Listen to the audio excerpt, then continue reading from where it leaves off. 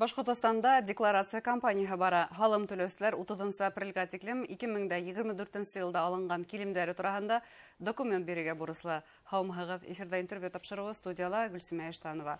Программабызның кунагы федераль халым хезмәтенең Башкортостан буенча 30 районара инспекция начальнигы урынбасары Гөлсем Мортазина. Хавымыгыз Гөлсем Гөлмединова. Шулай итеп, аңлатып китәйек Гөлсем Гөлмединова. Нимә ул үз НДФЛ формаһы буенча халым декларация кемдер тапшырырга тиеш уны? 30 апрельгә саклым, кемдә 24 елда килем алгандар, шулар 30 апрельгә саклым декларация тапшырырга тиеш.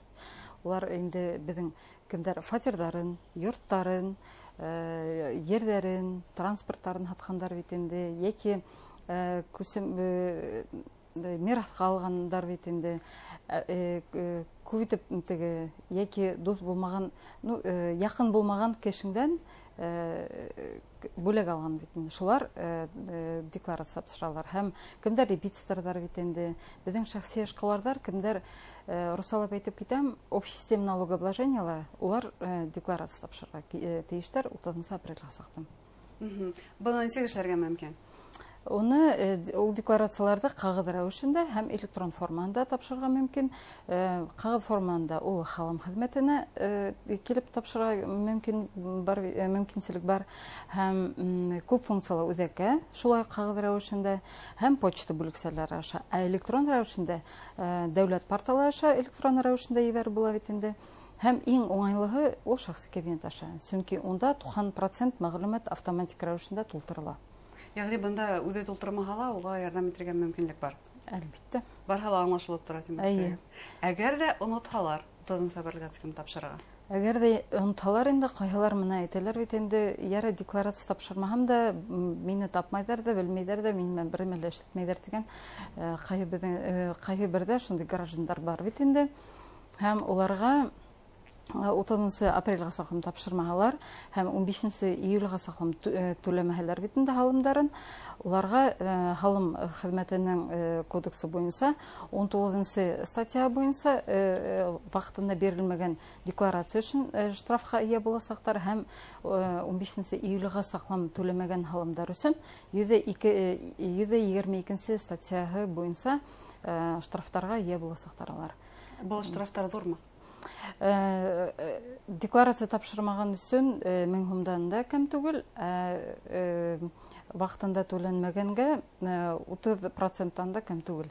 Моны мәсәлән әйтеп китәм, теге аналар бит инде шундый вакыйга булды. Безнең халым хезмәтенең операцион залга бер хатын-кыз килде бит инде, әйтә, моны минең бурыстарым юк инде, минең бурыстарым кайдан килеп сыккан дип.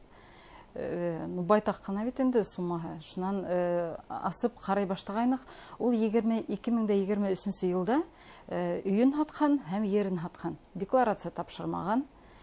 Халым хезмәте сумманы һанаган бит инде, халым суммаһын штрафка ия булган. Декларация тапшырмаган өчен һәм түләмәгән өчен дә штраф бар бит инде.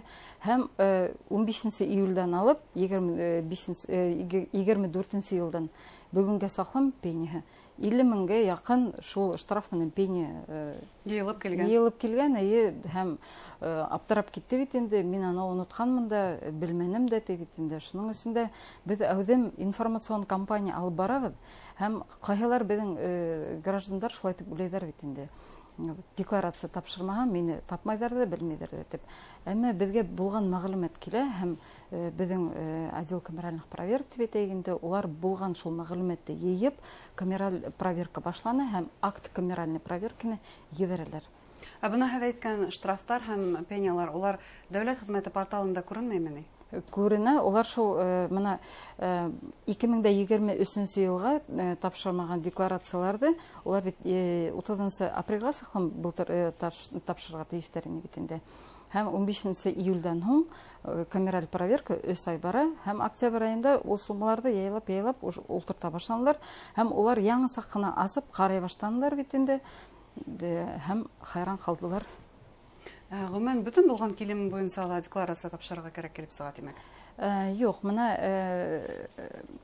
кисә бер ирзат килде лә бит инде, әйтә бит инде. Менә минең атайым, әсәем минең кызыма мирас итеп фатирларыннан өлеш бүлделәр бит.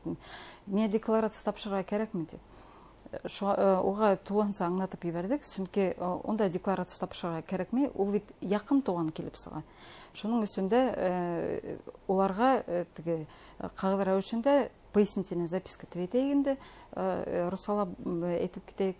Пояснительная запискала язырга кирәк. Менә өләсәемдән алдым, яки картатаемдан, яки атаем бүләк итте, яки әсәемдән бүләк алдым. Подтверждающий документларда халарга кирәк буласак, свидетельство о рождении, яки бәлег булмаһаламы бала. Әйе. Һәм әгәр дә мин өләсәемдән алам икән, мин үземнең теге свидетельство о заключении брака халарга тиешмен, әсәемнең документларын халарга тиешмен, свидетельство о заключении брака. Без бит фамилиябызны алмаштырганбыз. Шуның өчен шул теге подтверждающий документлар, теге цепочка. Якын туганлыкта раслашу документы бит. Әйе, шуларны күрһәтеп, копия документларын алып бирһәк, әлбәттә халымдар алынып ташлана. Бына банкка акча хаклауга алгандар, улар шулай декларация тапшырырга тиешме? Улар декларация тапшырмайдар, мына вкладтар буенча бит инде. Мына былтыр иң тәүге компания башланды, 1 декабрьгә саклап, кемдер 9 сентябрьдән алып безнең халым түләү кагыйдәләре таратыла башланды бит инде, һәм кайһылар аптыраштан калдылар бит инде, нишләп минең вкладтагы суммаларга халымдар һаналган дип. Улар өчен декларация тапшырырга кирәкми, бында халым хезмәте үзебез һанайбыз һәм 1 декабрьгә саклап аны түләп куярга кирәк. Демәк, ул икенчерәк түләнә, икенчерәк форма. Бына ошо декларацияны тапшырган вакытта халым түләүчеләр нинди хаталар яһай, һез нимәләргә игътибар итәргә тәкъдим итәргә? Хаталар кызганычка каршы күп, чөнки менә әйтеп китәйек, русалап әйтеп китәм, менә имущественный вычетка декларация тапшыралар да бит инде, менә фатир һатып алдым, йорт һатып алдым, менә декларацияны тултыралар да, ибәрәләр да бит инде. Акчаны алалар да, тотыналар да, һәм адактан ифләренә төшә. Менә мин балаларымдан укуына түләнем бит әле, һауыктыру учреждениеларына барып, теге расходтар булды. Шуларды тултырырга онытканмын дип, яңадан декларация тултырып ибәрәләр. Әмма шул имущественный вычетты күрһәтергә оныталар. Һәм безгә икенче декларация, уны булган бер декларациялар булган расходтарды виз күрһәтергә кирәк. Хәзер имущественный вычетты күрһәтәләр 1 декларациянда, икенче декларациянда улар теге укырга түләгән расходтарын күрһәтәләр, яки теге һаугы учреждениеларында булган расходтарын күрһәтәләр дә, имущественный вычетты күрһәтмәйләр. Һәм декларацияны тапшыралар бит инде. Һәм безгә декларация килеп ултырһа, анда уплатить дигән бурыслы статусына инеп ултыра. Һәм менә теге аднала бит инде, көн һайын шундый осрактар бар бит инде, чөнки алар декларацияны матур итеп тултырып ибәрмәйдәр. Шуның өчен дә әйтәйек, әгәр дә кыенлыктар булһа, халым хезмәтенең кылу линияһы эшләй 800-222-22 телефоны буенча шылтыратырга мөмкин. Һәм әгәр дә һез ул телефон буенча шылтыратып ала алмагыз икән, үзегезнең халым хезмәтегезгә мөрәҗәгать итәргә кирәк буласак, яки электрон рәвешендә шәхси кабинет аша хат ибәреп, һорауларыгызны бирһәгез, халым хезмәткәрләре тиз арада җавап бирә. Шуның өчен дә әйтәйек килә, менә нинди хаталар ибәрәләр, переходящий остатокта дөрес күрһәтмәйдәр. Шуннан әгәр дә 2 миллионга гаилә фатир һатып алды икән, кайһылар уйлай бит инде, менә минең катыным да ала, имущественный вычет бит инде, ирем дә ала бит инде. Улай кызганычка каршы улай түгел, яки ире ала бит инде, яки катыны ала. Әсәлек капиталын кулланһа, бу соракта улар ала аламы? Әгәр дә 2 миллионга һатып алдылар икән, әсәлек капиталы 500 меңгә капланылар икән, 1,5 миллион гына улар куллана ала. Исәпләй ала, тиме? Әйе. Шуннан әйтеп китәгелә, әгәр дә менә минең иптәшем әйтегенде 5 миллионга һатып алдык икән. 5 миллионга 3 миллион ярымы безнең теге өй менән ергә китте икән. 1 миллион ярымы ул китте икән на улучшение жилищных условий дип әйтегенде. Һәм уны 3 миллион ярымы гына безнең кайтармаларга инә. Һәм 2 миллионнан яки иптәше тотына, миллион ярымын кәләш ала. Һәм процентларга килгәндә, анда тур теге буталсылык күп бит инде. Шуның өчен теге шылтыраталар, хаттар язалар бит инде. Кайы суракта ире үзе тотына бит инде. Кайы бердә теге ире әгәр дә теге йортта хатып ебәреп, ире үзенең 2 миллионнан алып, процентларын алып бетте икән, хатыны миллион ярымдан гына алды. Икенчесе йортты я фатирда алганда хатыны 500 меңде алала һәм тулыгынса процентлар буенча декларация тапшырыла. Катмарлыктар бик күп кенә, шулай бит. Шунда бунда хаталар җибәрүдән беркем дә азат түгелдер. Һәм буны ничектер аңлату эшләре алып барасызмы? Асык ишектәр көнен бәлки үткәрәһегездер, бәлки ниндидер дәресләр үткәрәһегездер. Әйе, ондай асык ишек менә быел асык ишектәр үткәрәбез 26 апрельдә бит инде булган халым хезмәтләрендә. Шуның өчен дә кемдин кыйынлыктары бар бит инде декларация тултырырга, кемдер курка бит инде аны тултырырга бит инде. Шуның өчен рәхим итегез. Һәм әйткәндә кызыл линия эшләй. Һәр вакыт шылтыратып белешергә мөмкин. Һәм әйтә килә, менә кемдер югалып калалар бит, мин декларация тапшыралам икән, юк микән дип.